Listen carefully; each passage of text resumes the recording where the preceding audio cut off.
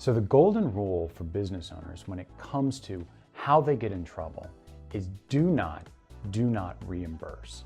That's the situation where a business owner promises to pay back monies that an employee contributes to a campaign or an IE or a ballot initiative. It's by far the easiest way for enforcement agencies such as the Ethics Commission or the Fair Political Practices Commission to detect wrongdoing. And if you don't remember anything else from this video, remember, under no circumstances should you be reimbursing employees for their contributions. So with just a couple weeks before this election, I have one piece of advice for business owners. It goes back to the Hippocratic Oath. Do no harm. When you're making contributions at the end of the election season, you should be thinking about not doing any harm to yourself, to your business, or to the political entity that you're trying to support. To do that, you need to make sure that you keep in mind both the reporting requirements and the disclosure requirements, particularly at the end of this election season.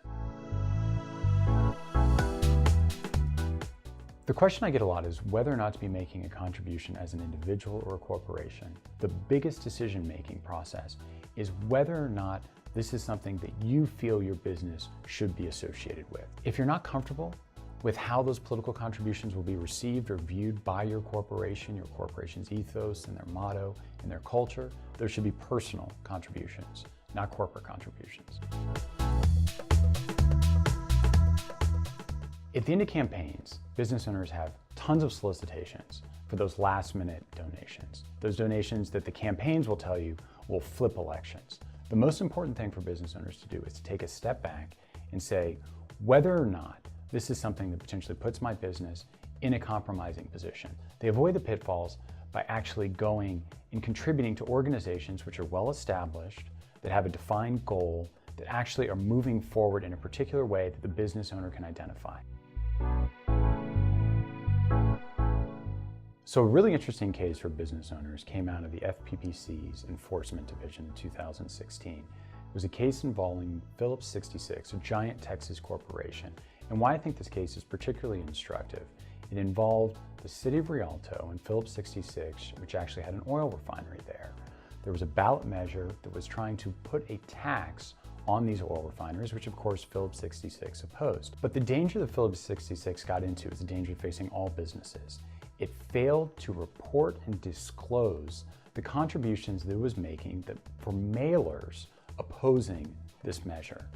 And it listened to bad consulting advice. If this isn't something that you feel comfortable doing, time out, stop what you're doing. It's not worth either your reputation or your business's reputation. The trend in California is towards transparency.